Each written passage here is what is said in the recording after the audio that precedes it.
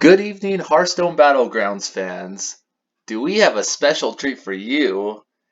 We got another co-op. Well, not a co-op today, but it's another person to interview. I guess a streamer.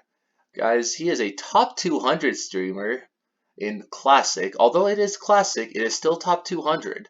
And he was in a tournament that we were able to partner. Today we have Pigpotty, and before we get to Pigpotty, we have to do a shout out to Mrs. Pig because we have to do so. Pigpotty, how are you today? I'm doing good, man. Thanks for having me on. Thank you for coming on in short notice because I wanted to get someone on about the day one meta and then like a few other things about how maybe the new patch has felt to you. Yeah, no, it's always a fun time to be playing the game again. Everything is just sort of feels a little different, a little fresher. Did you play it all yesterday? No, I haven't gotten to play at all, guys. As of the record of this video, a little bit ago, last weekend, in my area, we had a convention, and so I hadn't played since last Tuesday, which was I think September 14th, I think it was, or September 15th was like the last time I played. So, all that I was prepping for a convention and all this stuff happening, for that week. So I just didn't really have time to play Battlegrounds throughout that whole session. Well, you didn't miss too much. The way the last patch wound up, it was just frogs or demons every game. So I think everybody was sort of waiting for this patch to come out just to, get some more variety into the game, just correct some of the things that were imbalanced. And to be honest, I think they did a pretty good job. It's only been one day, but the game really felt it was fun to play last night. Oh, I absolutely agree. I remember Leapfrogger being just too good, and Monstrous Macaw just being too good with the Leapfrogger, and seeing both of them get Yeah, nerfed was really nice to see. yeah. They it's just something they had to do. It was too strong and it was too and it happened too early in the game. You saw too many games ending the same way. It was just sort of like every highlight was how big did the macaw get, right? Like somebody gets it to 5,000, somebody to 6,000. It was cool. Like it was always fun to play it yourself, but it every game you see the last five people are frogs or just giant demons. It gets repetitive. So Yeah, I agree. It was really repetitive, and I'm in that same boat as well. I was able to get a 2,000 Macaw up there with Leapfroggers. Like, yeah, how is that okay? I honestly I think like what always confused me about it was after that build went for like a few rounds of combat, you'd see all the frogs hopping out of like the rats and things, but they would all be dropping like 30-30 on the next. Like every frog was gigantic. That's how I ended up with like a bunch of 200 rats. It felt like a glitch, honestly, that it just did not address. Yeah. I don't know. I didn't program it, but I agree. It was too good. Well, guys, I also wanted to say the patch notes were so good today. Like, I have to just say this. Uh, well, not today, but yeah, on Monday. But as of this whole thing, I have a video about it, and I said, this was really good about these nerfs. But there were a few other ones that, just a couple guys, like just a couple, I want to bring up because pirates. I know pirates were all right. But I want to talk about Salty Looter and Gold Grubber. What do you think about Gold Grubber getting a +2/+2 and Salty Looter getting a +1 health? well, it was pretty rare to see pirates over the last, since the previous, I guess the reworking, right? That was what they did. They put in Leapfrogger, they put in Doomsayer, and it's been really rare to see pirates get off the ground. And you look at a unit like Gold Grubber, it's adding 2/2 to it to make it a 4/4 to start off. In general, that unit when it came out, it was strong, but ever since then, it's always felt so bad to like try to start making a Gold Grubber. It didn't matter how early you got it; it just didn't grow enough. So giving it a little bit of a boost, giving the Salty Looter a little bit of a boost, just to like so when you first start that build, it might have a little more going for it. Small changes like that can help. I absolutely agree with that. I honestly was like, I didn't ever even thought about these getting buffed at all. And, Blizzard was like, you know what? We're going to give pirates a little bit of help, even though it's not like maybe the greatest class ever, the greatest archetype to play right now in Battlegrounds. But I think the little changes can help you in the mid game to maybe get you to one of those final comps. Yeah, having just like I said, a little bit of a better start, and then in the way the game is now, without the dominating frogs and doomsayer builds, I don't know what will emerge. Maybe pirates can get back up. Like there's that unit, I don't even remember what it's called, but it when you get a pirate into your hand or you get a card into your hand, it puts +1/+1 on a different pirate. It was a new card they introduced with the rework, and it didn't have a chance to even like try to shine, because the other things were just so strong. So maybe with that stuff cleared out of the way, that'll give pirates enough of like a little boost to get them into the meta again. And I just want to say, I think like when they first did the rework, in the first couple of days, 2 or 3 days before, I think they took Leapfrogger out. There was like some bug with it, so they took it out for a minute, and maybe people just didn't figure out the Doomsayer, like how strong and how valuable that was. And it really felt like a diverse meta. Everything felt good, and it was really fun. I thought they did a great job with the rework, except for the dragon thing. With the dragons with a whelp smuggler gave too many stats, and then except for Leapfrogger, and except so now that they've like dealt with those things, I'm really excited to play again.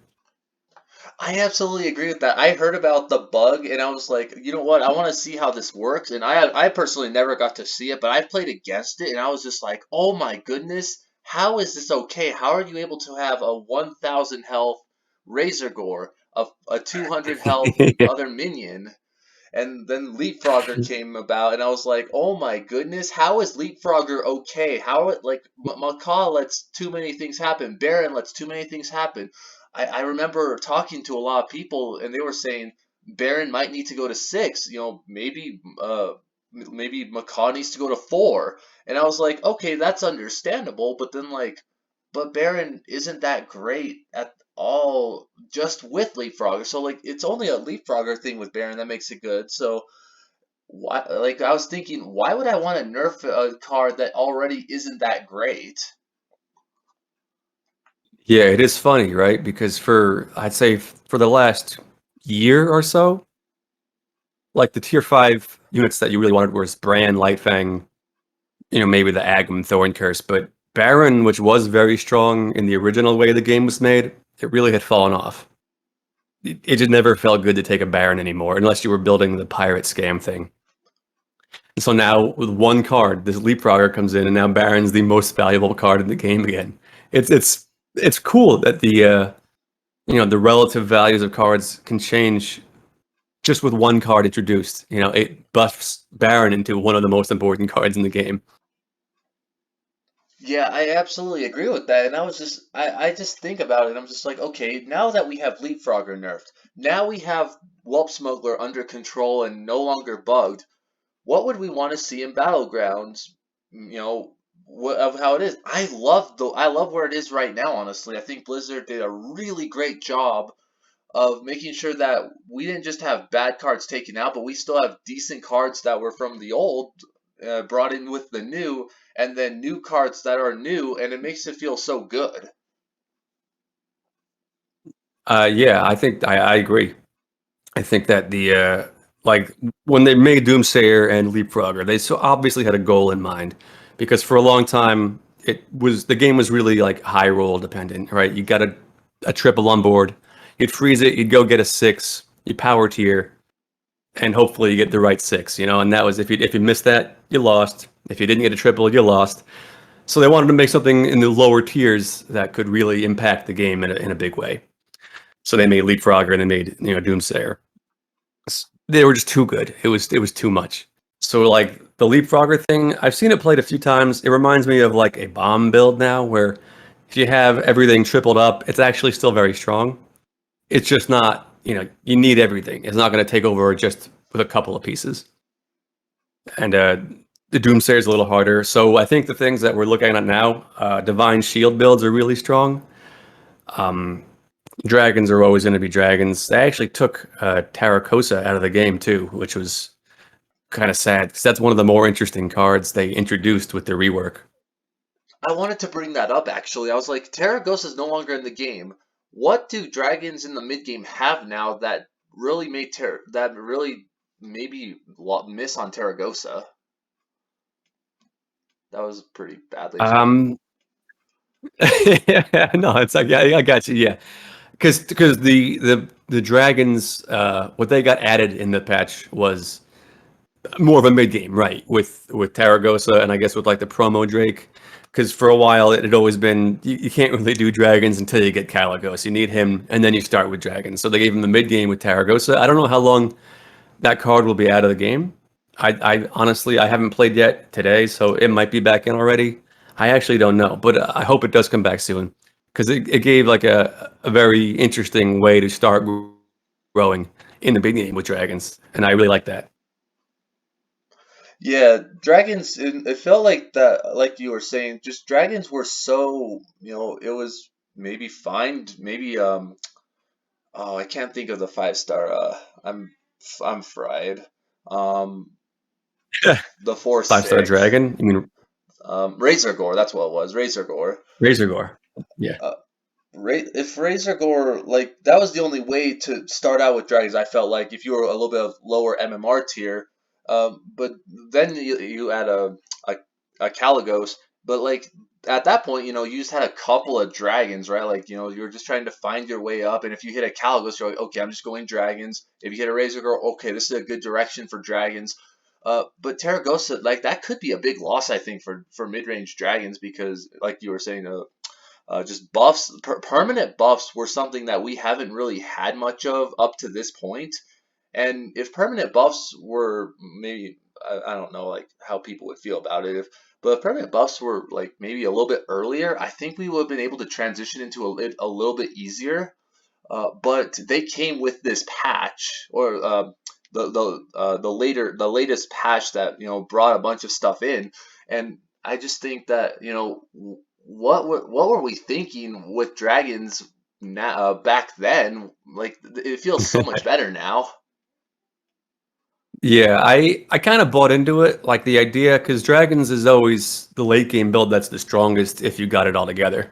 So in my mind, I was like, dragons beats everything, but it's hard to get there. You have to get to 6. You have to find the big dragon queen, whatever Caligos is with like the lore, and then you start there, and then you grow it, and then you're unbeatable. So it sort of made sense. Like you have to get it's hard to get to the best things, but if you can get it, then it's the best thing.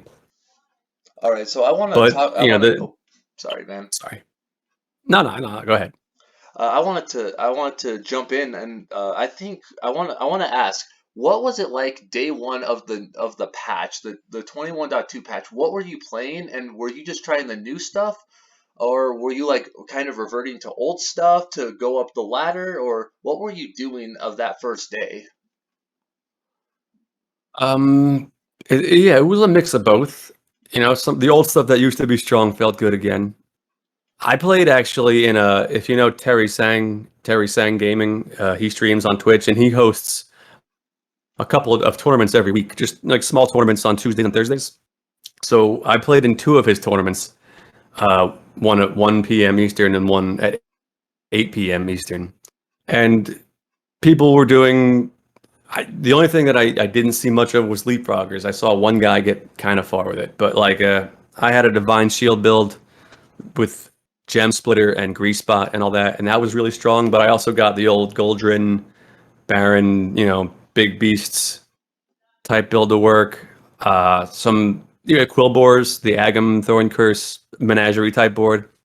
Those all felt like they'd kind of been pushed out of the meta since the divisive reworked cards, and it felt good to play them again. Even if some of them were like the stuff we've been used to for a while, it's stuff you like doing. It's fun to build a real strong menagerie board and get real big with Agam and all the blood gems and stuff. And it's good to have the feel good type builds back in the game, I think.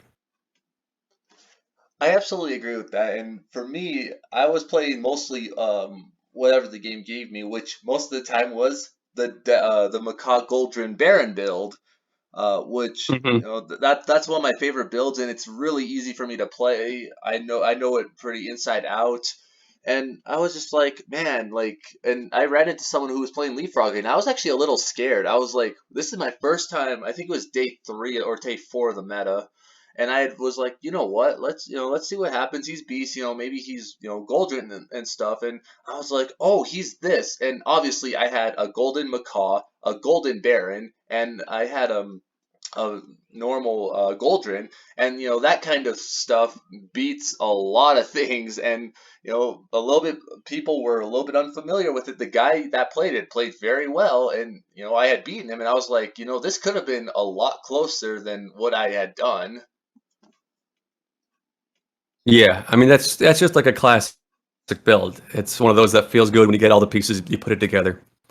Um, Certainly there are new things also. Like probably people will figure out the best way to play pirates. I'm sure something will emerge, some new thing will show up, and it won't be so wide open in a week or two. But right now, it's just good to feel like everything is a possibility. For as That's what long as I hope that feeling stays, as long as as long as we can get it to stay. I love that so much because variety means more people have an opportunity to win. Mhm. More people have an opportunity to win, and it I think yeah, everybody, if you play and you feel more like you have a chance instead of just, oh, I didn't get the frog, or oh, this guy got a doomsayer on turn 3. Reno got a doomsayer on turn 3 or 4 and made it gold, so we all lose. Oh well. you know. And the thing that I noticed over the last week or two patch with like streamers that you watch, they all kind of had this attitude. It's not really, we're not really playing the game. We're not. I'm not going to try that hard. Like this isn't the game that we love. They'd still play it and do their best, but just kind of like, yeah, all right, you got the frogs again. And I think a better healthy game means that everyone's going to try a little bit harder, maybe, you know, kind of respark that love of the game that we all have it and we all wanted it to be as good as it can be. So hopefully, that continues. Yeah, yeah, I absolutely All right, agree I with feel like that. I'm getting a little wordy. You can cut me off if you need me to. No, it's totally fine, man. I love listening and uh all that stuff. But I also want to another thing about that is healthy metas also mean people might be able to find maybe an archetype that maybe might be less of maybe not just lesser not lesser known, but maybe someone that may not be as good. Let's say like maybe maybe like um the leapfrogger. Let's say like someone gets golden leapfrogger with a baron, right? Like we already know that 2/2 is pretty solid. That can take you pretty far into the mid game. But like if someone like let's say someone beats the lobby with a couple of them, right? Like uh some strategy like that, maybe a Mimi strategy or something else, like maybe a Doomsayer comp now. Maybe people like will try more Mimi strategies now or lesser like tier 1 strategies and say, you know what, I don't feel like I want to try hard today. I want to try go for, such and such comp or a comp that, had used to be good and maybe like just a normal comp that was of old that, maybe hadn't seen much play. Maybe a scam comp or, just a few of these strategies that might aren't tier 1 at all, but definitely I think can beat everybody. And obviously we've talked about that a little bit. I want to talk about uh, a little bit away from battlegrounds into your uh, class to classic. I want to talk about your classic top 200. Obviously, you've played classic, and you played back when it was in standard. What do you think Yeah, of I did. classic now? And what do you think about maybe like Naxxramas coming to Classic? Because I know Blizzard had been talking about it a little bit, but they might not be up for it. But what would you think about Naxxramas coming to Classic? Um, it's sort of complicated, right? Like I know people enjoy the classic game the way it is now for a reason. It's playing this game again. Really, you remark on how well constructed the entire meta was. With very few exceptions, everything felt so balanced. Everything, like every stat point on every minion was so particularly placed, you know? Like everything was meant to interact with all of the other cards. It really feels that way. When the game first came out, I played, but I didn't take it that seriously back then. My friends were playing it, so I downloaded it, but I didn't put much money and I didn't have a full collection. So this is the first time that I've really tried to be like competitive in this format, and I liked it. It's my favorite mode to play, really. Um, Compared to like Wild and Standard, probably Battlegrounds is still my favorite. But so with that said, if you want to move it to the expansions that came out after that, you might make some of the people who really enjoy Classic right now say like, I liked it how it was. I didn't want it to change. I know when Naxxramas came out, there were issues. If they release it the way they released it in the old days with the what's the card? There was a certain card they always talk about from Naxxramas that was just super busted. I think Undertaker. So if they re-release like the super broken stuff and don't correct it, it might make it worse. So they have to sort of figure out the right way to do it. Maybe they could make like one game mode where it continues along and one game mode where it always stays classic permanently. But even that like splits the player base too. So it's a tough call. I don't envy them, making these types of decisions. That was really interesting because I was like, you know what? I actually forgot about Undertaker. Undertaker was such a good card back then. Um, I really Yeah, liked that it. card was Firebat, I think, cites that as like that's how he won the world championship. He just played Undertaker. Um, yeah, Undertaker was so good. Um, I think it was so interesting to me because obviously I forgot about Undertaker, but I honestly think like you get a bunch of new cards as well. But you're right. I think I I want to agree with you here. Obviously expansions, they would take away from the player base and all that stuff. But I was also thinking about like it would bring more variety to classic, but then again people really love classic the way it is, and I agree it's so hard to make decisions like that. It's like you see all these little like things that Blizzard has thought about and they're like we don't really know. It's like here's a bunch of stuff we'll do, and you know I forget if where it is, but I use out of dot cards for news for Hearthstone news, and that was one of the things I was like, oh my goodness, like this is so tough to make a call, and I was like, wow, like some of me wanted it like that, but then some of me was like, but classic is just classic, and it's so tough to make decisions like that. Yeah, there's like pros and cons. There's good reasons to do it. There's good reasons to keep it how it is. It's really, I mean, I'm sure they could figure out some algorithm to figure out which would make them the most money, and that's probably how they'll go. But yeah, if it were up to me, I would say keep it the same as it is until nobody wants to play it anymore, until people really just give up on it. I like that a lot. All right, man. Into a new topic. I know that was kind of a smaller topic and uh about classic and classic great. I actually need to try classic myself. I don't really have that big of a collection. I would probably just play Zoo Warlock. Definitely you would get far. It remains one of the strongest decks. Power Overwhelming. One that's something that was actually one of the first Hall of Fame cards was Power Overwhelming. 4/4 Yeah, to yeah. a lot of things is good. All right, so now I'm going to jump into a little bit out of Hearthstone and all. And I want to talk a little bit about your YouTube channel and your YouTube or your Twitch channel. Oh yeah. What do you want to say? I just started doing a month or so I'm kind of like learning as I go. But it's fun. Yeah, YouTube is something I do for those of you who watch my videos. But I want to say it's like you're a small YouTube or yeah, you're a small YouTuber and a small Twitch streamer. Things like this, help you get out to resources maybe you might not know or might not get to. But I want to hear your story on how you started Twitch as a whole, and why you started a YouTube channel. Um, I gotta think now because I kind of started in like a real casual way a few years ago. It just seemed like I loved playing the game, and I was watching a few small streamers, and it seemed like something I could do. And I learned right away when I started, it's a lot harder than it looks. You know, staying focused on anyone who's in chat, playing the game at your best level for a long period of time while you're trying to entertain. It's difficult. And to do it repeatedly, every couple of however many days a week you do it. And yeah, I'm pretty small right now. I have, you exhibit, you guys come by, and I was happy to see you guys, a few others, and that's about it.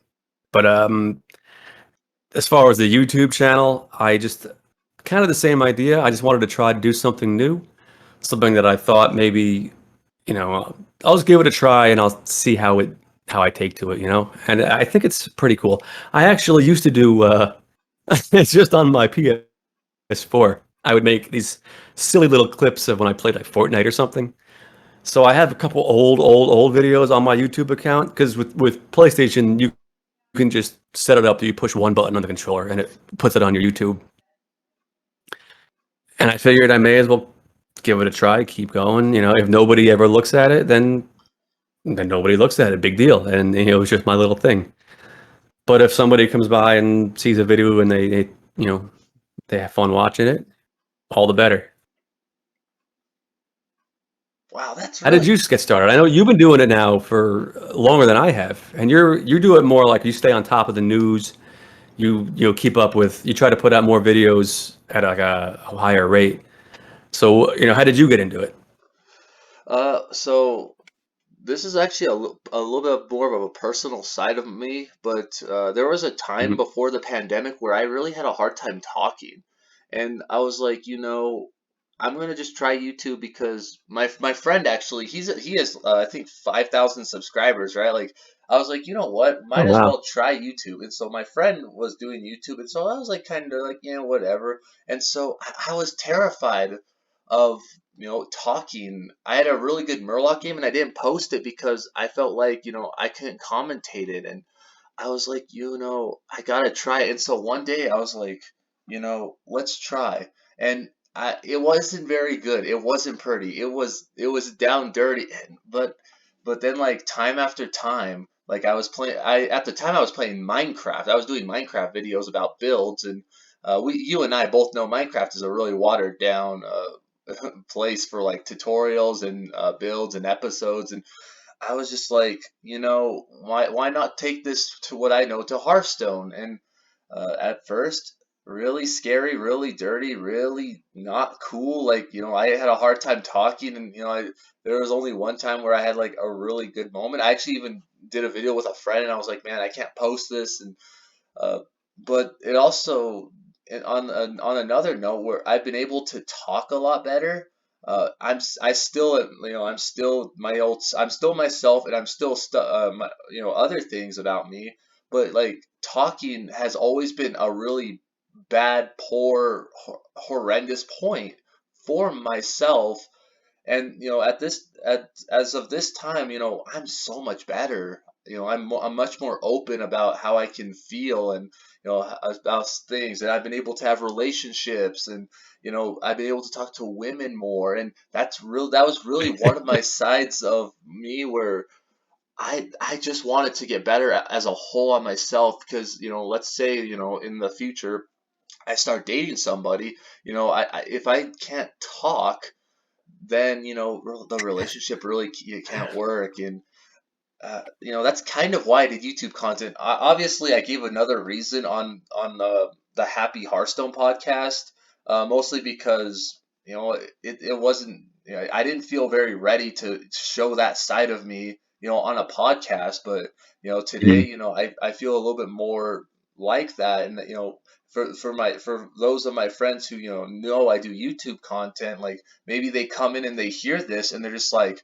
he's trying to get better. And I'm always very thankful to know that maybe I had the talent from talking, and YouTube was able to get that out to me. And talking in front of like a computer, it's like now I like think about things, what I should do for YouTube, and like how I should do stuff. Like there's so many things and possibilities that like were just enabled because of the pandemic. I know a lot of people don't like that, and they don't want to hear, they want to hear that kind of, not that kind of side, and they're like all this negativity. But like for me to say, sorry, it's like for me to say that a talent has been able to grow with YouTube content, like I wouldn't have been able to do things like being on a podcast, being a podcast host, doing my own YouTube channel, and then even like relationships. And obviously it's like a little bit about myself, and I don't want to be like, I just want to just be very out there with it, but not so prideful that like people look the wrong way on me. And it's really one of those moments of time where it just, I was very humbled to learn, and very thankful to grow. Yeah, man. No, that's awesome that you could figure out how to like push yourself. And I'm sitting here listening to you talk, and I'm grinning because I was the same way. Like in so much, I was the same way when I was younger. I said I used to work in a restaurant, and I said the reason I got a job offered in like an office, but I wanted to stay in the restaurant because when I was younger, I was so whatever it is, shy and like mumbly. I remember the first time when I was training to be a waiter, they had me go to a table by myself, and I went to them and I stood and just froze like a deer in the headlights. Like I just couldn't, and I had the same kind of problems. I just wasn't being able to like that pathway from your brain to the mouth didn't quite work the way it seems everybody else worked. And that's sort of the same reason with streams. Like I do it, and I want to improve. I want to be able to watch myself while I'm streaming afterwards and be like, oh my god, I was so mumbly and stammery, but I know I can do it better. So I'm with you on that, man. I'm totally right there. It's you push yourself to do something that you're not comfortable with because that's the only way you get better at it. Yeah, that's something that I'm so thankful to have opportunities, and things like this, man. It's like I love it. And sometimes some of me is just like a little bit overkill on it, but it's like I'm young, I can learn and I can grow with that. Yeah, dude, it's a power to you. I'm proud of you for making it happen. That's a big step. I mean, a lot of people they say, "Oh, I can't do this or I can't do that," so I'll just never try. And if for you to say, "I'm going to conquer this," I'm not comfortable with myself speaking, whatever being public speaking. We'll say, so I'm going to make myself do it, and I'm going to beat it. And that's an amazing thing to do. So power to you, man. I really appreciate that, like quite a bit. All right, guys. I just feel like that this is a great time to end. Obviously, we could talk more about battlegrounds and stuff, but you guys got to know a little bit about both of us personally, and on a different level that maybe you will see us on streams, or a different place to know and grow. And things like this. Like I'm always glad and grateful to have opportunities. And like another person, guys, like Pigpotty, like someone I would have never thought. Like he's one of my mentors, guys. Like I know, like things like this, don't really get said very often. Like this is kind of like me, like this is the me that you guys will learn to know. And the me that will help maybe you, maybe someone else. But Pigpotty, like where can people find you so that we can not just enjoy your great music, but also your amazing personality? Well, yeah, I stream. The set schedule I've had for a while now is Monday, Tuesday, Wednesday nights at 8 p.m. Eastern time in Eastern United States. If we have any global audience, and I'm starting a YouTube channel, or I've been doing a YouTube channel, which is just the same thing, Pig Potty on YouTube. So look me up if you want. I'm happy to see you come by the stream. Yeah, man, I love your streams. They definitely give me a different vibe, and I like that. I appreciate that, man. All right, guys, time to end this video here. I know you guys would love to hear more of us, but come over to Pigpotty's channel, man. Like I love his streams. I love his YouTube channel. And then come over to my YouTube channel, guys. As of the recording of this video, this will get posted on my YouTube channel, and then obviously, guys, I have to do things for Exhibit to Exhibit. It's like I know you're out here, man. You're listening to these. You're watching this.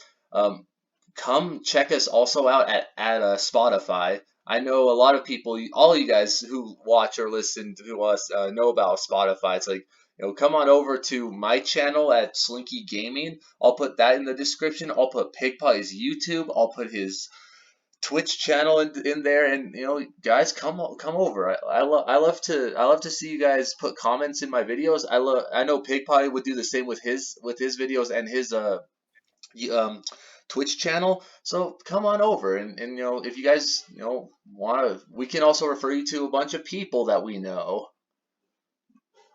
All right.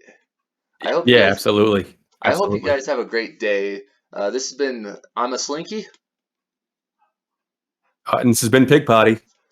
telling you guys to stay very chill in the tavern and to hopefully not have OP leapfroggers. Have a great night, everybody. Have a good night.